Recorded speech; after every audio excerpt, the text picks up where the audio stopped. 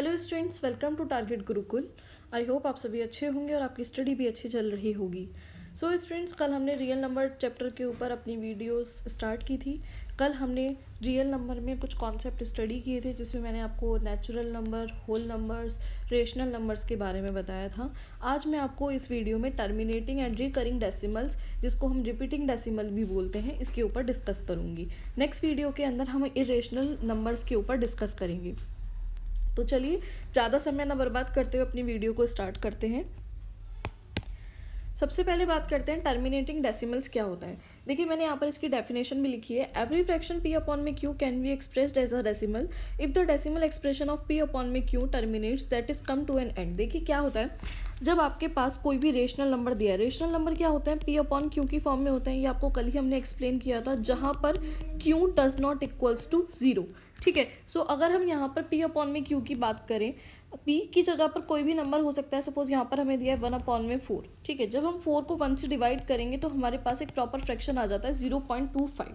ठीक है, ये 4 1 से प्रॉपर डिविजिबल हो रहा है। इसकी वैल्यू क्या है, ये 0.25। यहाँ पर कोई भी नंबर रिपीटेड नहीं है। जब आप किसी भी नंबर को डिवाइड करते हैं और आपके पास में एक प्रॉपर वैल्यू प्राप्त हो जाती है पॉइंट के अंदर, डेसिमल के अंदर, तो उसको बोलते हैं टर्मिनेटिंग डेसिमल।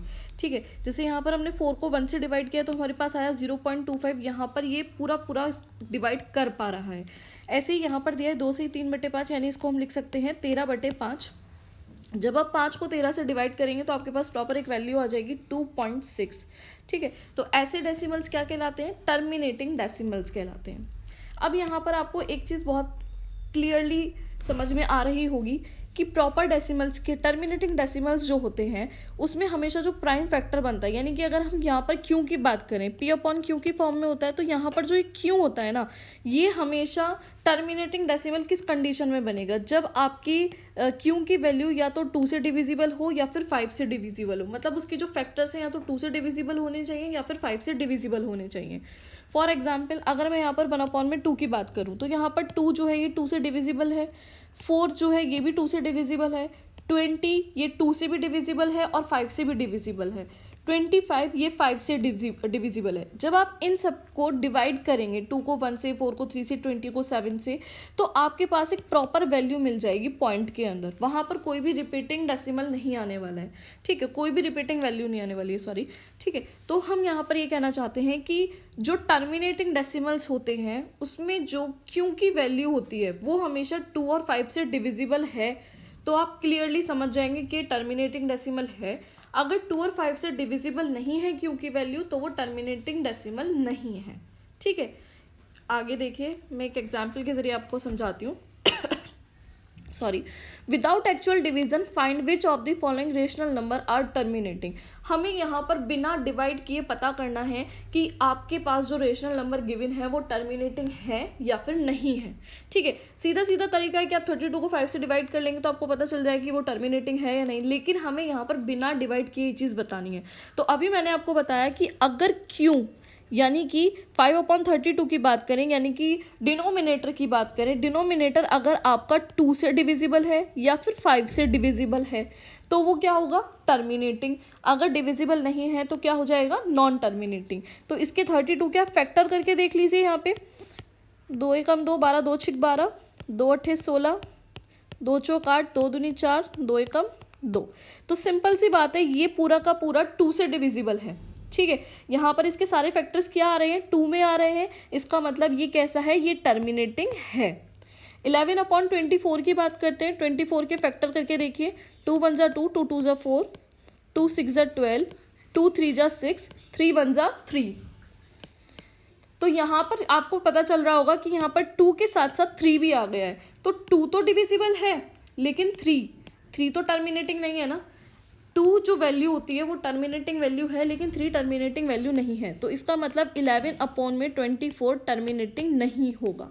ठीक है, नेक्स्ट देखिए, 80 की बात करते हैं। 80 के फैक्टर करके देखिए, 40, ये हो जाएगा 20, ये हो जाएगा 10 और आ जाएगा 5 1 जा 5। तो यहाँ पर क्या आया, 2 आया और साथ में क्या आ रहा है, 5 आ रहा है। तो 2 भी टर्मिनेटिंग है और 5 भी टर्मिनेटिंग है। सो 27/80 भी टर्मिनेटिंग वैल्यू हो गई। क्लियर, कि टर्मिनेटिंग डेसिमल कैसे निकालते हैं विदाउट डिवीजन। आप इस तरह से किसी भी वैल्यू को बिना डिवाइड किए टर्मिनेटिंग वैल्यू फाइंड कर सकते हैं, टर्मिनेटिंग डेसिमल। ठीक है, आगे बढ़ते हैं। बात करते हैं रिपीटिंग और रिकरिंग डेसिमल्स क्या होते हैं। ऐसे डेसिमल्स जब हम उनको डिवाइड करते, ऐसी वैल्यूज़ जब हम उनको डिवाइड कर रहे हैं, डिवाइड करने के बाद जो उनकी वैल्यूज़ आ रही हैं वो बार बार रिपीट हो रही हैं, वो क्या कहलाती हैं, आपकी रिपीटिंग और रिकरिंग डेसिमल कहलाती हैं। फॉर एग्जांपल आप 3 को 2 से डिवाइड कीजिए, 3 को जब आप 2 से डिवाइड करेंगे तो आपके पास वैल्यू आ जाएगी 0.66666, बार बार रिपीट हो रहा है यहाँ पर 6। तो हम ऐसी कंडीशन में क्या करते हैं, जो भी नंबर रिपीट हो रहा होता है उसके ऊपर एक बार चढ़ा देते हैं इस तरीके से। जो भी नंबर रिपीट हो रहा होता है, फिर से समझिएगा, जो भी नंबर रिपीट हो रहा होता है उसके ऊपर इस तरह से बार लगा दिया जाता है। इसका मतलब ये होता है कि ये नंबर बार बार रिपीट हो रहा है। और ऐसे डेसिमल्स जो कि बार बार जिनमें डिजिट्स रिपीट हो रही है वो क्या कहलाते हैं, रिपीटिंग डेसिमल्स या फिर recurring decimals. For example second देखिए, 3/11 दिया है। 11 को जब आप 3 से डिवाइड करेंगे तो बार बार यहाँ पर 27 रिपीट हो रहा है। ठीक है, तो यहाँ पर जो बार आएगा वो पूरे 27 के ऊपर आ जाएगा। क्लियर। ऐसे ही 7 को जब 15 से डिवाइड किया तो यहाँ पर हमारे पास आया 2.142857 142857, बार बार क्या रिपीट हो रहा है, 142857 बार बार रिपीट हो रहा है। ठीक है, तो जो बार आएगा वो किसके ऊपर आ जाएगा, 142857 के ऊपर आ जाएगा। क्लियर स्टूडेंट्स, इसको बोलते हैं रिपीटिंग और रिकरिंग डेसिमल्स। अगर आपको कोई भी डाउट है तो आप कमेंट सेक्शन में कमेंट करके अपनी क्वेरी ले सकते हैं। आगे बढ़ते हैं। लेंथ ऑफ पीरियड क्या होता है। देखिए, ये जो रिपीटिंग डेसिमल्स होते हैं या फिर रिकरिंग डेसिमल्स भी जिनको बोलते हैं, इसमें जो रिपीटेड नंबर होता है इसकी जो टोटल लेंथ होती है उसको लेंथ ऑफ पीरियड बोलते हैं। सपोज अभी हमने आपको पिछले एग्जाम्पल में बताया था 15/7 में यहाँ पर 142857 बार बार रिपीट हो रहा है। तो यहाँ पर टोटल नंबर ऑफ लेंथ कितनी है, 1 2 3 4 5 6 है ना। तो ये हो जाएगी पीरियड ऑफ लेंथ, इसी को बोलते हैं पीरियड ऑफ लेंथ। अगर मैं यहाँ पे 0.27 की बात करूँ तो यहाँ पर 27, ये कितने नंबर हैं, 2 नंबर हैं, तो यहाँ पर पीरियड ऑफ लेंथ कितनी हो जाएगी, 2 हो जाएगी। 0.6 में अगर मैं बात करूँ तो यहाँ पे रिपीटेड नंबर क्या है, केवल 1 है, तो यहाँ पर पीरियड ऑफ लेंथ कितनी हो जाएगी, 1 हो जाएगी। ठीक है, तो इसको बोलते हैं पीरियड ऑफ लेंथ या लेंथ ऑफ पीरियड भी बोल सकते हैं आप इसको। तो यहाँ पर 142857 ये बार बार रिपीट हो रहा है, तो यहाँ पर पीरियड ऑफ लेंथ कितनी हो गई है, इसकी 6 हो गई है, लेंथ ऑफ पीरियड सॉरी। ठीक है, तो यहाँ पे लेंथ कितनी है उसकी, 6 है। आगे बढ़ते हैं। एक्सप्रेस 3 सही 1/8 इन डेसिमल फॉर्म, इसको हमें डेसिमल फॉर्म के अंदर कन्वर्ट करके बताना है। ठीक है, तो इसको डेसिमल फॉर्म में आप कैसे कन्वर्ट करेंगे, सिंपल सी बात है, आप इसको डिवाइड कर देंगे। यहाँ पर लिखा है, हम इसको लिख सकते हैं 25/8। क्लियर। अब आप यहाँ पर 8 को 25 से डिवाइड कर दीजिए। जब आप यहाँ पर 8 को 25 से डिवाइड करेंगे स्टूडेंट्स तो क्या आ जाएगा, 8 3 ज़ा 24, 5 में से 4 गया, 1 बचा, पॉइंट लगा के 0 बढ़ा ली, 8 1 ज़ा 8, आपके पास बचा 2 0, 8 2 ज़ा 16, आपके पास बचा यहाँ पे 4 0। ठीक है, तो 8 5 ज़ा 40, तो मेरे पास इसकी वैल्यू क्या आई है, यहाँ पे ये पूरा पूरा डिविजिबल है और वैल्यू मेरे पास आई है 3.125। तो सिंपल यहाँ पे एक्सप्रेस करके क्या बताने के लिए बोला है कि 3 सही 1/8 को डेसिमल फॉर्म में कन्वर्ट करो। तो यहाँ पर कहीं पर भी ये नहीं लिखा है कि आपको टर्मिनेटिंग फॉर्म में बताना है या फिर आपको इसको रिपीटिंग फॉर्म में बताना है। आप यहाँ पर सीधा इसको डिवाइड करेंगे और आपके पास वैल्यू आ जाएगी 3.125। क्लियर। नेक्स्ट देखिए, express each of the following decimals as a fraction in simplest form. अब यहाँ पर दे दिया है सिंपलेस्ट फॉर्म। देखिए सिंपलेस्ट फॉर्म में फ्रैक्शन निकालना कैसे निकालते हैं, इस बात को ध्यान से समझिएगा। मैं यहाँ पर आपको एक क्वेश्चन करके दिखा रही हूँ, सेकंड और थर्ड क्वेश्चन आपको खुद से ट्राई करना है। तो देखिए मैं यहाँ पे डिस्कस करूँगी क्वेश्चन नंबर 1 पर 0.3 बार से आप लोग समझ गए होंगे कि यहाँ पर 3 बार बार रिपीट हो रहा है, ये एक रिपीटिंग डेसिमल है। तो यहाँ पर हम इसको लिख सकते हैं 0.3333, ये इनफाइनाइट टाइम्स तक रिपीट हो रहा है। तो नेक्स्ट स्टेप क्या होता है आपका, मैंने इसको मान लिया x, let x equals to 0.333। अब मैं यहाँ पर मल्टीप्लाई करूँगी 10 की। क्यों करूँगी? क्योंकि यहाँ पर जो बार लगा हुआ है वो केवल 3 के ऊपर लगा हुआ है, यानी कि सिर्फ 1 प्लेस तक लगा हुआ है। अगर यहाँ पर बार लगा होता 2 डिजिट के ऊपर तो मल्टीप्लाई करते हैं हम दोनों साइड 100 की। अगर 3 डिजिट्स के ऊपर बार लगा हुआ होता है तो हम 1000 की मल्टीप्लाई करेंगे। तो कुल मिला के बात ये है कि जितने भी नंबर के ऊपर बार लगा हुआ होता है उतने ही नंबर से हम मल्टीप्लाई करते हैं। तो यहाँ पर जो बार लगा हुआ है वो केवल 3 के ऊपर है, तो यहाँ पर मैं जो मल्टीप्लाई करूँगी वो 10 से करूँगी। 0.6 के अंदर भी 1 डिजिट के ऊपर बार लगा हुआ है तो आप यहाँ पर भी 10 से मल्टीप्लाई करेंगे, और 1.4 बार में भी केवल 1 डिजिट के ऊपर बार है तो आप यहाँ पर भी केवल 10 से ही मल्टीप्लाई करेंगे। ठीक है, तो यहाँ पर मैं 10 से मल्टीप्लाई करूँगी। मल्टीप्लाइंग बोथ साइड्स बाय 10, तो दोनों साइड यहाँ पे जब 10 से मल्टीप्लाई करेंगे हमारे पास आ जाएगा इधर 10x, और इधर 10 से मल्टीप्लाई करेंगे तो हमारे पास आ जाएगा 3.333।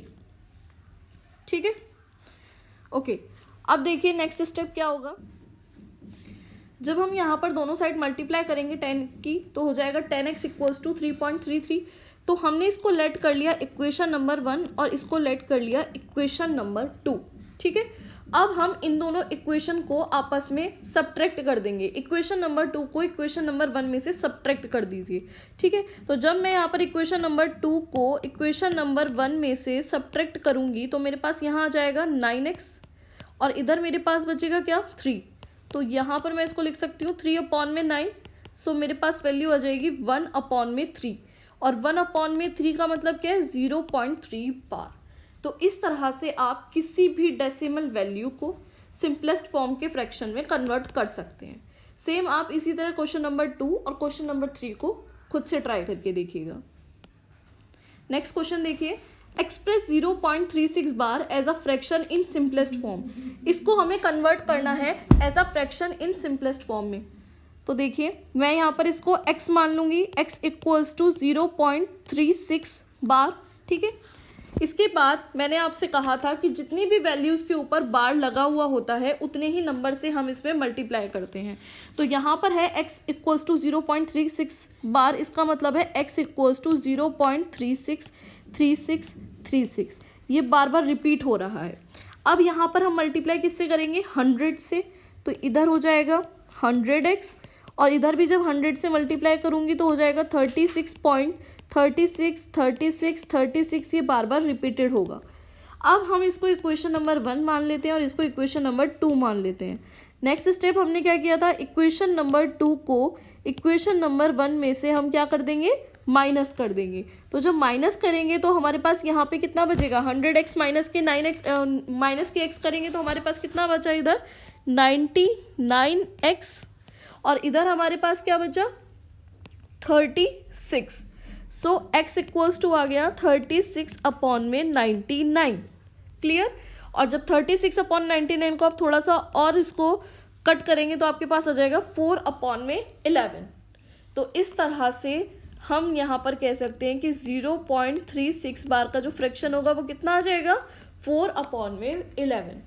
ठीक है स्टूडेंट्स, आई होप आपको ये कॉन्सेप्ट बहुत ही अच्छे से क्लियर हो गया होगा। नेक्स्ट वीडियो के अंदर हम इर्रेशनल नंबर्स के ऊपर डिस्कस करेंगे। अगर आपकी कोई भी क्वेरी है तो आप मुझे कमेंट सेक्शन में कमेंट करके क्वेश्चन कर सकते हैं, मैं आपको नेक्स्ट वीडियो के माध्यम से उनका आंसर करूंगी। तो स्टूडेंट्स आप लोग अपनी तैयारी करते रहिए, मिलते हैं आपसे नेक्स्ट वीडियो में।